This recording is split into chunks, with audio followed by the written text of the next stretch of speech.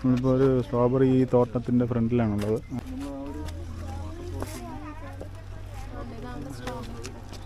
Strawberry പാടമുണ്ട് ഇവിടെ നട്ടിട്ടുണ്ട്.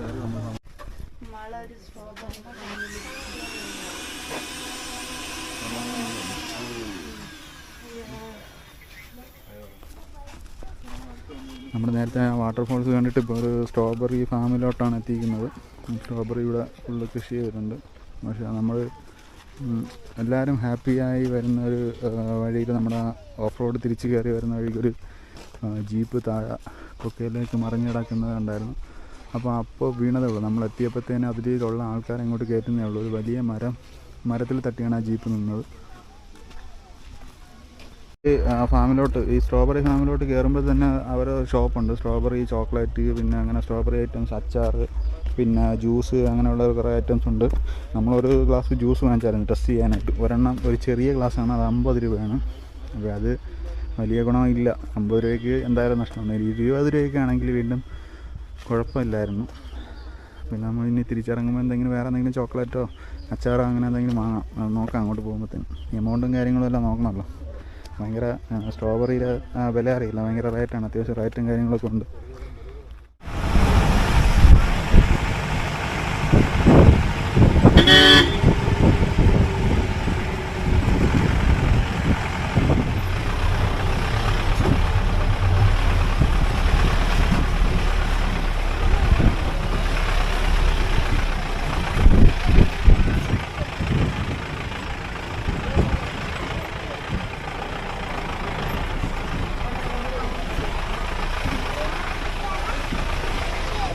Strawberry തോട്ടം കണ്ടു കഴിഞ്ഞിട്ട് നേരെ വന്നത് ഒരു ഷൂട്ടിംഗ് ലൊക്കേഷനിലാണ്. പ്രമരം സിനിമ ഷൂട്ട് ചെയ്ത ഒരു ലൊക്കേഷനാണ് ഇവിടെ. കുറച്ച് അങ്ങോട്ട് പോകുമ്പോൾ ഉണ്ടെന്ന് വിജയചേട്ടൻ പറയുന്നു.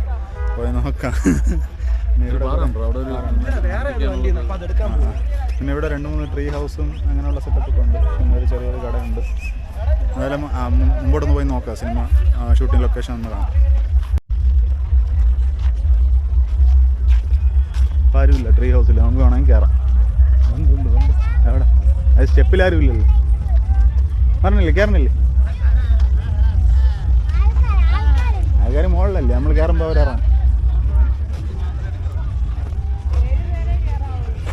ആ നമ്മൾ 2 പേരല്ലേ? പെട്ടെന്ന് പേടിയാ.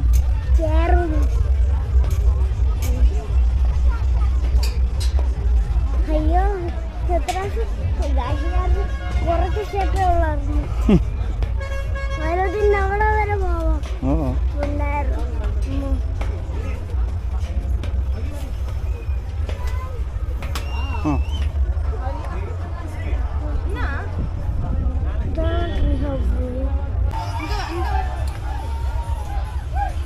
കേരള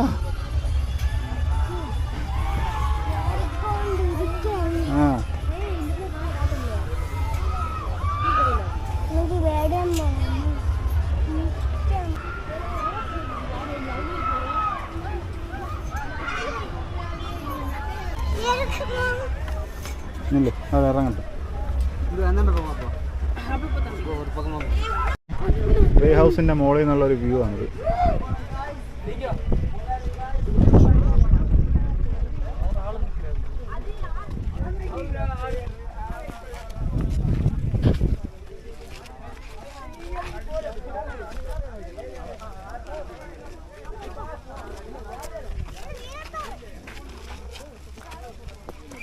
ഇതാണോ?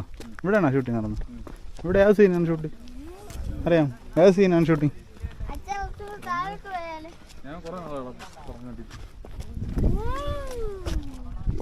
സ്ട്രോബെറി ഫാം ഇവിടെ ഉണ്ട് കേട്ടോ.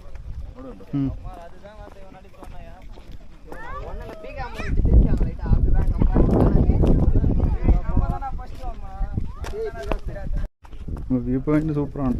നല്ല വെയിലുണ്ട്, പക്ഷേ നല്ല കാറ്റൊക്കെ കൊണ്ട് നമുക്ക് ചൂടറിയാൻ പറ്റുന്നില്ല. അവിടെ നടന്നു വന്നപ്പോൾ ചൂടുണ്ടായിരുന്നു, പക്ഷേ ഇവിടെ വന്നപ്പോൾ ആ ചൂടങ്ങ് മാറി. നല്ല കാറ്റുണ്ട്.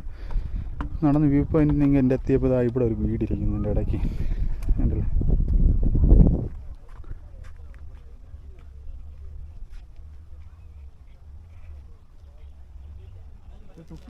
നമ്മൾ കോവിൽക്കടവെന്ന് പറഞ്ഞിട്ടൊരു ജംഗ്ഷൻ എത്തിയായിരുന്നു. അപ്പോൾ അത്യാവശ്യം കടയും കാര്യങ്ങളൊക്കെ ഉള്ളതുകൊണ്ട് സമയം 2:30 അപ്പോൾ നമ്മൾ ഇവിടെ നിന്ന് കഴിച്ചിട്ട് യാത്ര തുടരാമെന്ന് വിചാരിച്ചു. അങ്ങനെ BR എന്നും പറഞ്ഞിട്ടൊരു ഹോട്ടലുണ്ടായിരുന്നു.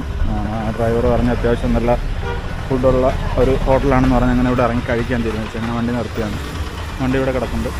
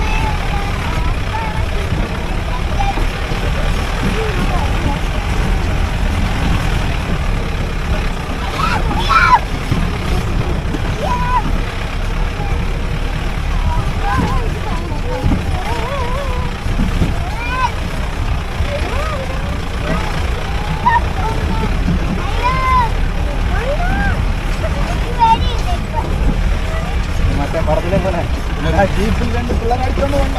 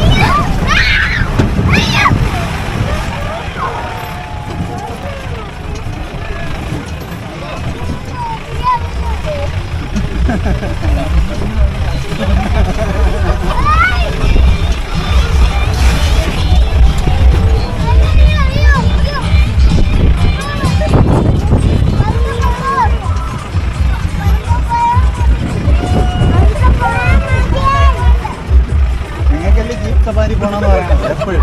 TV വെച്ച അപ്പോഴും പറയും ജീപ്പ് സഫാരി ജീപ്പ് സഫാരി. ഇനി പറയില്ല.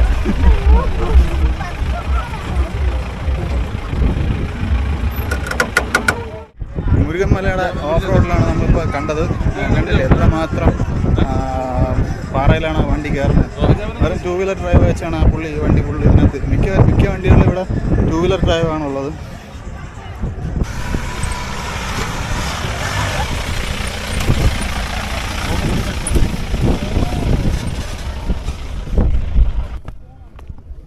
അവിടെ കണ്ടില്ലേ ഇതുവഴിയാണ് ജീപ്പ് കയറുന്നത്. ഇറങ്ങുന്നതൊക്കെ ഇതുവഴിയാണ് പോകുന്നത്. എന്നുവെച്ചാൽ നമ്മൾ ഇറങ്ങി വരുമ്പോഴത്തേന് ജീപ്പിൻ്റെ അകത്തുനിന്ന് നമുക്ക് ഇങ്ങോട്ട് കാണാൻ പറ്റില്ല. എന്നുവെച്ചാൽ ആ ബോണറ്റ് മാത്രമേ കാണാൻ പറ്റുള്ളൂ. താഴോട്ട് എന്താണെന്നൊന്നും അറിയാൻ പറ്റില്ല. പിന്നെ താഴോട്ട് വേറെ ഒന്നുമില്ല. സ്ഥിരം വരുന്നവർക്ക് അവർക്ക് അറിയാൻ പറ്റും. അതുകൊണ്ട് തന്നെ കുഴപ്പമില്ല. നമുക്കാണൊരു പേടി. ഈ ഒരു പാറ അറിയപ്പെടുന്നതെന്ന് വെച്ചാൽ മുരുകൻ മല എന്നാണ്. എന്ന് വെച്ചാൽ ഇവിടെ ഒരു മുരുകൻ്റെ ഒരു ക്ഷേത്രമുണ്ട്. അതുകൊണ്ടാണ് മുരുകൻ മല എന്നറിയപ്പെടുന്നത്.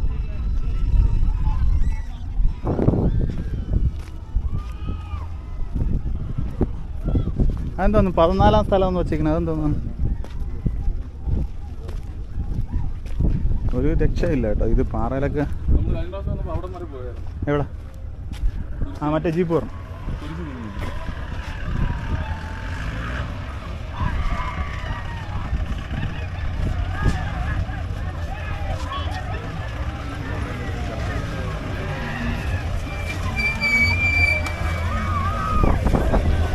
അതുകൊണ്ട് ആ ജീപ്പ് ഇറങ്ങി വരുന്നത് കണ്ടില്ലേ, നമ്മുടെ വണ്ടി ഇതുപോലെയാണ് ഇറങ്ങി വന്നത്, പക്ഷേ നമ്മൾ വണ്ടിക്കകത്തായി പോയി എന്ന് മാത്രമേ ഉള്ളൂ.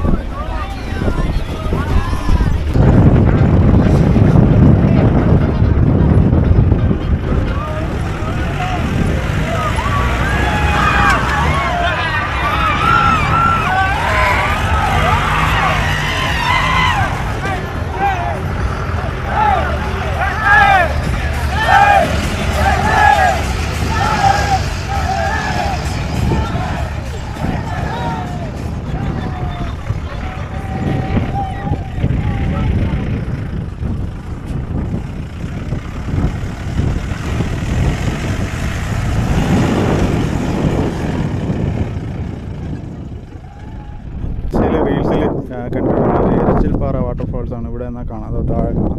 റോഡ് വഴി പോകുമ്പോഴത്തേന് ഇതുവഴി 2 കിലോമീറ്റർ മാറിപ്പോകണമെന്നാണ് പറഞ്ഞത്. പക്ഷേ അവിടെ ഇപ്പോൾ വെള്ളമില്ല, അതുകൊണ്ട് ആരും അങ്ങോട്ട് പോകാറില്ല. നമ്മളും പോകണ്ടെന്ന് വെച്ചു. ഇവിടെ നിന്നാൽ തന്നെ കാണാം ഒരു സാധാ സ്ഥലം പോലെയാണ് ഇപ്പോൾ ഉള്ളത്.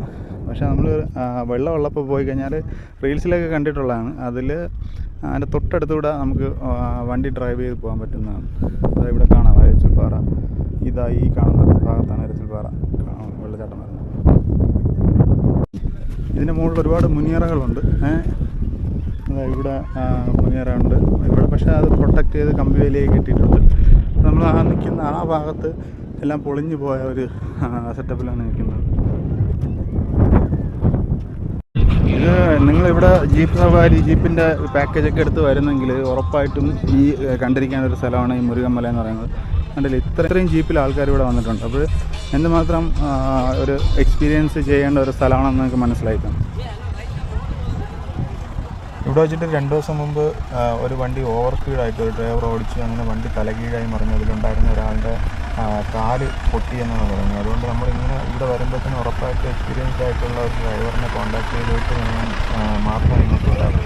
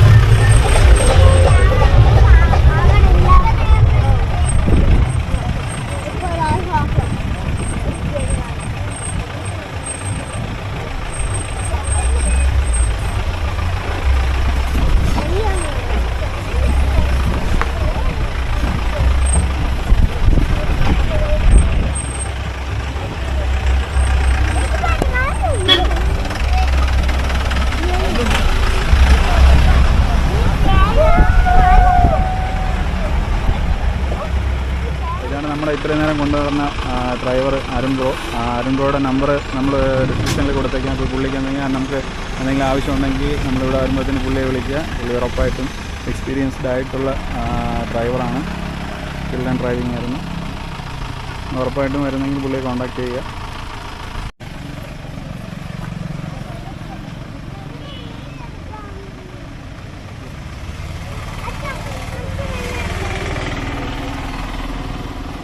ജീപ്പ് സവാരിയൊക്കെ കഴിഞ്ഞ് നമ്മൾ തിരിച്ച് ഇന്നലെ എടുത്ത ലെമൺ ഗ്രാസ് റിസോർട്ടിൽ എത്തിയിട്ടുണ്ട്. സമയം ഇപ്പം വൈകുന്നേരം ഏകദേശം ഒരു 4:45-5 മണി അടുപ്പിച്ചായിട്ടുണ്ട്. ജീപ്പ് സവാരി നിങ്ങൾക്ക് എല്ലാവർക്കും ഇഷ്ടപ്പെട്ടെന്ന് കരുതുന്നു. നമ്മൾ ഇനി 1 മണിക്കൂറും കൂടെ ഇവിടെ സ്പെൻഡ് ചെയ്തതിന് ശേഷം നേരെ നമ്മുടെ ട്രിവാൻഡ്രത്തോട്ട് തിരിക്കും. അപ്പോൾ നമ്മൾ ഇതുവരെ കണ്ട വീഡിയോ, നമ്മൾ മൂന്നാർ വന്നതും വീട്ടിൽ നിന്ന് മൂന്നാർ എത്തിയത്, മൂന്നാർ വന്ന് കാന്തല്ലൂർ വന്ന് റിസോർട്ട് എടുത്തതും റിസോർട്ടിലെ വിശേഷങ്ങളും ജീപ്പ് സവാരിയും എല്ലാവർക്കും ഇഷ്ടപ്പെട്ടെന്ന് കരുതുന്നു. ഇഷ്ടപ്പെട്ടെങ്കിൽ വീഡിയോ ലൈക്ക് ചെയ്യുക. അടുത്തൊരു വീഡിയോയുമായി കാണുന്നവരെ ഗുഡ് ബൈ ഫ്രം അഖിൽ.